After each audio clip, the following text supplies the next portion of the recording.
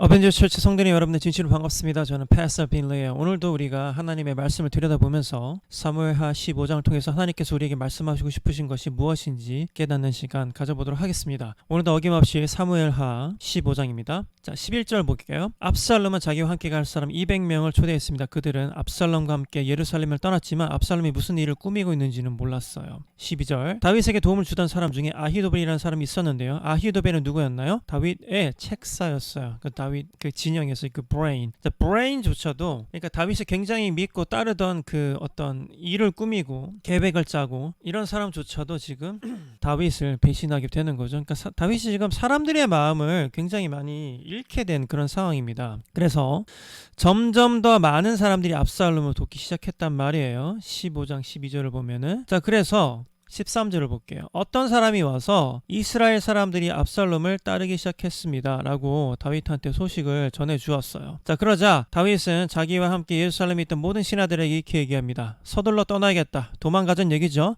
서두르지 않으면 압살롬에게 잡히고 말겠다. 왜? 다윗은 압살롬이 한다면 한다는 애라는 걸 잘 알고 있는 거죠. 얼마나 음흉하고 그리고 또 치밀한지. 그래서 압살롬이 우리를 잡으러 오기 전에 어서 이곳을 떠나자. 압살롬은 우리를 해치고 예루살렘의 백성들까지 죽일 것이다 라고 얘기해요. 왕의 신하들이 왕한테 이렇게 얘기합니다. 무엇이든지 왕께서 말씀하시는 대로 하겠습니다. 자, 왕은 자기 왕궁에 있던 모든 사람을 데리고 떠났어요. 그러나 왕은 왕궁을 지킬 후궁 10명은 남겨두었습니다. 왕은 자기를 따르는 모든 백성들과 함께 떠났어요. 그들이 성을 빠져나갈 때 그 성의 마지막 집에서 멈춰섰습니다. 자, 다윗이 왕궁을 지킬 후궁 10명을 남겨놓았는데요. 이것도 나중에 아주 큰 비극으로 다가오죠. 그 압살롬이 이 후궁 10명을 강간을 하게 됩니다. 그것도 백주대낮에. 좀 너무하죠? 너무한데 이거는 좀 나중에 우리가 그 실제로 그 본문에서 다시 다루도록 하겠습니다. 아무튼 압살롬은 제가 봤을 때 사이코패스에다가 성격 파탄인 것 같아요. 이런 짓을 할 수가 있나요? 약간 사이코라고 저는 생각을 합니다. 다윗이 잘못 키웠겠죠? 어쨌든 그러니까 아이들이 이렇게 되는 데에는 부모님의 그 역할이 굉장히 크죠. 부모님 잘못이 굉장히 큽니다. 자, 그래서 다윗이 자기를 따르는 모든 백성들과 함께 떠나요. 그들이 성을 떠날 때 그 성의 마지막 집에서 멈춰섰습니다. 왕의 모든 종들이 왕을 지나가요. 모든 그렛 사람과 모든 블렛 사람과 왕의 호위병들도 왕의 곁을 지나갔습니다. 가드에서 와서 다윗을 따랐던 600명도 왕의 곁을 지나갔어요. 왕이 가드 사람 이때에게 물었어요.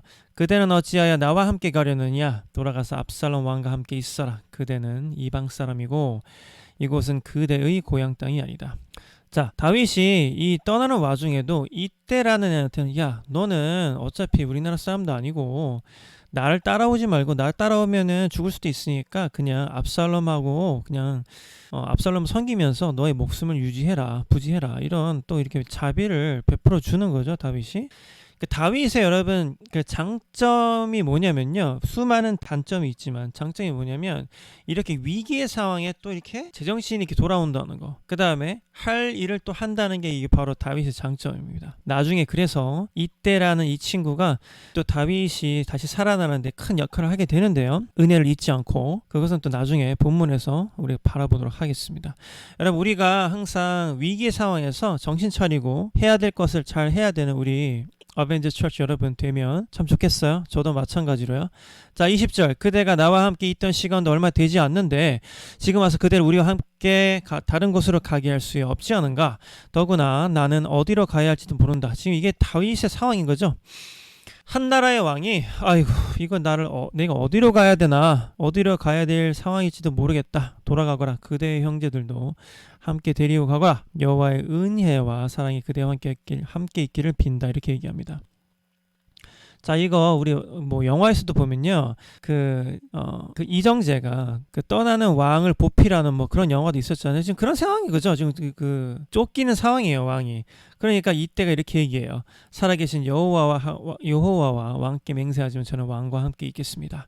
왕께서 어디로 가시든지 왕과 함께 가겠습니다. 죽든지 살든지 왕과 함께 있겠습니다. 되게 지금 어떤 감동적인 장면이네요. 다윗이 이때한테 이렇게 얘기합니다. 전 그렇다면 앞서서 가거라. 그리하여 가드 사람 이때와 그의 모든 백성과 그들의 자녀들도 왕을 지나갔습니다. 자, 모든 백성이 왕의 곁에 지나가면서 울었대요. 뭐 아무튼 인심은 잃지 않았나 보지. 그래도 백성들이 우는 거 보니까 다윗 왕도 기드론 골짜기를 건넜고요. 그 후에 모든 백성은 광야 쪽으로 나아갔습니다. 자, 15장 24절 이게 좀 중요해요. 우리가 좀 바라보고 싶은 거는 15장 24절을 좀 바라보고 싶어요. 사독과 모든 레위 사람들이 하나님의 언약궤를 지고 있었대요. 언약궤를 지고 있었대요. 언약궤는 뭐예요? Ark of the Covenant이에요. Ark of the Covenant 뭐 하는 거죠? 자, 이렇게 생긴 건데 하나님의 임재를 의미하죠. 하나님의 임재가 왜 중요한가요? 이 다윗의 시대에는 이 언약궤라는 것이 하나님의 임재이죠. 동시에 어떤 이 사람들이 그 전쟁을 할 때는 항상 지고 다녔죠. 왜? 그러니까 하나님의 임재가 항상 함께해야지 이 사람들이 이제 전쟁을 이길 수 있다. 뭐 이런 믿음들이 있었단 말이에요. 그래서 사독은 그 레위 지파의 그 제사장 그 가문인데 하나님의 언약궤를 쥐고 있었대요. 왜냐하면 모든 백성이 예루살렘 성을 떠날 때까지 아비아달이 제물을 바쳤는데, 왜냐하면은 지금 떠나는 와중에도 이 그 제사장 집안인 사독과 그 레위 지파 사람들은 이걸 갖고 있어야지 그래도 압살롬이 다윗을 회거지하지 않고 이 사람들이 그래도 그나마 승리를 얻을 수 있다라는 믿음이 있었나 보죠.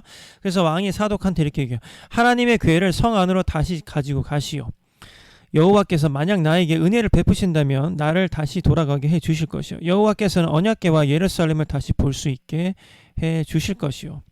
그러나 주께서 나에게 은혜를 베푸시지 않는다 해도 어쩔 수 없어. 주 뜻대로 하시기를 바랄 뿐이요. 자, 지금 다윗의 장점이 또 나오죠. 다윗의 장점이 뭐였어요? 아까 얘기했듯이 이 위기의 순간에 다윗이 패닉에 걸리지 않고 또 제정신이 가끔 이렇게 돌아온다는 거. 이게 또 다윗의 장점입니다. 자, 그 제사장의 가문이 지금 언약궤를 갖고 왔어. 왜? 언약궤는 상징이고, 아, 이거 언약궤가 있어야 우리가 이길 수 있어. 이런 잘못을 한 거, 이런 생각을 한 거죠. 근데 다윗이 지금 이 상황을 보는 건 뭐예요? 주 뜻대로 하시기를 바랄 뿐이요. 이거는 어쨌든 전쟁은 하나님께 달려있다 이겁니다. 이런 언약궤, 이런 어떤 장치 혹은 물건, 이런 상징성이 있는 것에 달려있는 것이 아니라 어쨌든 내가 잘못을 했어. 내가 잘못했기 때문에 이런 모든 일이 벌어졌어. 그래서 이거는 하나님께 달려있는 문제지 결코 이런 어떤 언약궤, 법궤에 달려있는 게 아니야 라고 지금 얘기하고 있는 겁니다. 그래서 다윗은 뭐라고 얘기해요? 하나님의 궤를 야 그냥 가져가 성 안으로. 자, 그래서 다윗은 어떤 것이 더 중요한 것인지, 그 다음에 정확한 원인이 무엇인지 그것을 이 제사장들에게 이야기해주고 있는 것이죠. 그러니까 인정할 건 인정하고 그 버릴 건 버리고 그 다음에 지금 제일 필요한 것이 무엇인가를 정확하게 인식하고 있는 것 같아요. 우리가 여러분 신앙생활하는 데 있어서 너무 이 어떤 도구나 어떤 하나님이 아닌 것들, 그 외적인 것들을 의지하는 사람들이 되게 많아요. 내가 헌금하는 돈이 얼마니까 하나님께서 나를 구해주시겠지? 하나님께서 나를 이쁘게 여겨주시겠지? 물론 헌금하는 거 되게 중요하죠. 근데 그것 때문에 하나님께서 여러분들을 구해주시거나 그것 때문에 여러분들이 잘 되거나 그런 건 아니잖아요. 하나님께서 계획이 있으시면 그렇게 되는 거죠. 그렇죠? 내가 예를 들어서 예배를 열심히 드렸으니까, 예배를 봉사를 많이 했으니까 하나님께서 나를 기쁘게 받으시겠지? 라고 생각할 수도 있지만 그것조차도 여러분들의 어떤 도구나 어떤 하나님께서 여러분들을 구해주실 거라는 믿음이 되어서는 안 되는 거죠. 내가 뭘 했기 때문에, 혹은 뭐 이런 것도 있어요. 제가 정말 미국에서 많이 봤던 게 뭐냐면 그 캐리스메틱한 처치를 가서 보면 하나님보다 오히려 목사를 믿고 목사를 더 신뢰하는 사람들이 너무 많아. 특히 뭐 예언 기도하고 뭐 이런 데 있잖아요. 하나님의 말씀을 붙잡는 게 아니라 목사가 그들의 어떤 기름 부으심을 받아가지고 성도들에게 예언 기도하는 거에 더 심취하고 그거를 믿고 살아가는 사람들이 되게 많더라니까. 그러니까 말도 안 되는 거죠. 그 가끔 목사님들 보면은 성도들을 장악하기 위해서 성도님들을 가스라이팅하는 목사들이 되게 많아요. 그러니까 마치 목사라는 그 사람 자체가 이 법궤나 언약궤 같은 역할을 하겠다라고 성도들에게 그 은연중에 혹은 대놓고 가스라이팅 하는 경우가 되게 많지. 너무너무 많아요. 그런 경우가. 저는 그런 목사님들 경멸합니다. 경멸해요. 신물나. 어떻게 그럴 수가 있지? 인간이? 그러면 안 되죠, 여러분. 절대 안 돼요, 그러면. 여러분들 절대로 게스라이팅을 하는 목사에게 당하시면 안 되겠어요. 그리고 여러분들이 절대적으로 하나님을 의지하고 하나님만 바라보면서 신앙생활을 해야지 목사를 바라본다든지 혹은 여러분들이 했던 행위를 바라본다든지 여러분들이 갖고 있는 그 교회에서의 지위나 여러분들이 어쨌든 하나님 자체를 순수하게 하나님 자체를 의지하는 것이 아니라 하나님이 아닌 하나님 자체가 아닌 그 다른 것들을 의지하기 시작하면 여러분들이 큰일 날 수가 있는 거죠. 근데 다윗이 지금 잘하고 있는 것은 뭐냐면 그래도 정확하게 이것은 이 전쟁은 혹은 이 쿠데타는 하나님의 의지에 달려 있는 거지 이런 어떤 작은 장치에 달려 있는 게 아니야 라고 얘기하는 거죠. 여러분 다시 한번 우리가 반성하고 깨달아야 될 것은 무엇이냐면 여러분들 하나님만 의지하세요. 그리고 어떠한 일이 벌어졌을 때 어떤 현상이 벌어졌을 때 내가 진짜 잘못한 건가? 그래서 하나님이 나를 벌 줄 수밖에 없는 것인가? 라고 생각한다면 다윗처럼 그냥 포기하세요. 하나님 내가 잘못한 것이라면 맞아요. 하나님은 정의 하나님이시니까 하나님이 God of Avenger이니까 이거 정의롭게 처리하셔야 되죠. 그럼 제가 인정할게요. 벌을 받을게요. 근데 혹시라도 하나님께서 저에게 그 자비를 베푸시고 싶으시다면 저에게 좀 자비를 베풀어 주세요 라고 이야기해야지. 여러분들이 잘못해놓고 말이죠. 하나님 나 잘못했으니까 이제부터 헌금할게요. 하나님 나 잘못했으니까 이제부터 뭐 봉사할게요. 뭐 이런 스탠스는 안 된다는 얘기죠. 지금 봐봐요. 26절 보면 그러나 주께서 나에게 은혜를 베푸시지 않는다고 해도 어쩔 수가 없어. 주 뜻대로 하시기를 바랄 뿐이요. 그러니까 다윗이 물론 하나님의 자비를 바라겠죠. 자비를 바라지만 그것 또한 하나님께 달려있는 거야. 그러니까 이 얘기는 뭐예요? 다윗이 내가 잘못했어. 벌을 받을 건 받아야지. 하지만 그래도 하나님 뜻대로 이루어지길 원할 뿐이에요. 그러니까 그런 부질없는 짓은 하지 마세요. 우리가 잘못한 건 잘못한 거예요. 내가 잘못했고 이런 일이 벌어진 건 내가 자초한 일입니다. 라고 고백하는 이 다윗의 엄청나게 또 위대한 이 다윗의 성격을 또 볼 수가 있어요. 여러분 우리가 살면서 잘못할 수 있죠. 물론 잘못할 수 있어요. 그럴 때 여러분 그래도 한시라도 빨리 뉘우치고 깨닫고 하나님 내가 잘못했어요. 잘못한 것에 대해서는 벌을 받아야 돼요. 하나님 내가 지금 벌 받는 것에 대해서 인정할게요. 하지만 그래도 하나님께서 나를 이 잔을 그냥 지나치게 할 수 있다면 혹은 그래도 나에게 자비를 베풀어 주신다면 내가 정말 감사하겠습니다. 이런 자세로 살아가세요. 그 다음에 여러분들이 혹시라도 그 언약궤가 혹은 그 언약궤가 꼭 아니더라도 여러분들이 내고 있는 그 헌금이 여러분들이 하고 있는 그 봉사가 혹시라도 하나님을 가리고 있다면 하나님보다 더 큰 존재라고 생각한다면 여러분 지금 회개하시고 하나님 내가 어떠한 상황에서도 하나님만 의지할게요. 이런 법궤, 언약궤 같은 것들을 인정하는 것이 아니라 어떤 도구, 어떤 장치들을 이용하는 것이 아니라 내가 하나님만 의지할게요. 하나님 나를 불쌍하게 여겨주세요. 하나님 나를 구해주세요. 네, 하나님만 의지하겠습니다. 하나님 의지하면서 살아가겠습니다. 특히 이 설교를 듣고 계시는 분들 중에 하나님 나는 어쩌면은 목사를 하나님보다 더 우선순위로 두고 살았는지도 모르겠어요 라고 생각이 드신다면 이 시간에 다시 한번 회개하시고 그 어떤 것도 여러분 하나님을 대체할 수는 없어요. 하나님을 대체할 수 없어요. 하나님만 의지하면서 살아갈 수 있는 우리 어벤져 철치 성도님 여러분 한 사람 한 사람 되었으면 좋겠어요. 여러분 혼자서도 충분히 신앙생활 할 수 있죠. 여러분 저는요 우리 어벤져 철치에서 저는요 그냥 한 사람의 그냥 리더라고 보시면 돼요. 저는 보잘것없는 사람이고요. 뭐 대단한 사람도 아니고요. 흠이 많은 사람이에요. 다윗처럼. 저를 의지하지 마세요. 저는 진짜로 깨어지기 쉬운 사람이고요. 흠이 많은 사람입니다. 여러분들이 하나님만 의지할 때 오히려 저로 인해서 실족하지 않으시고 그 다음에 여러분들이 오히려 저를 불쌍하게 여겨줄 수 있을 것 같아요. 저를 너무 큰 사람으로 물론 보지도 않겠지만 혹시라도 저를 의지하고 계시다면 여러분 꿈 깨세요. 저는 하나의 장치일 뿐입니다. 저를 의지한다면 언젠가 여러분들 크게 실망할 때가 올 거예요. 지금도 실망할 수도 있겠지만 저도 마찬가지예요. 제가 하나님만 바라볼 때 하나님만 의지할 때 우리 어벤져 처치가 잘 될 수 있을 거라고 저는 믿어요. 우리가 그렇게 하나님만 바라보고 의지하는 어벤져 처치 멤버들 한 사람 한 사람 되길 진심으로 축복합니다. 이 모든 말씀 우리가 예수님께 기도하면서 예수님을 통해서 하나님께 기도하면서 마치도록 하겠습니다. 다 같이 기도하시겠습니다. 하나님 감사합니다. 오늘도 우리가 다윗을 통해서 많은 것들을 깨닫고 또 생각하게 되네요.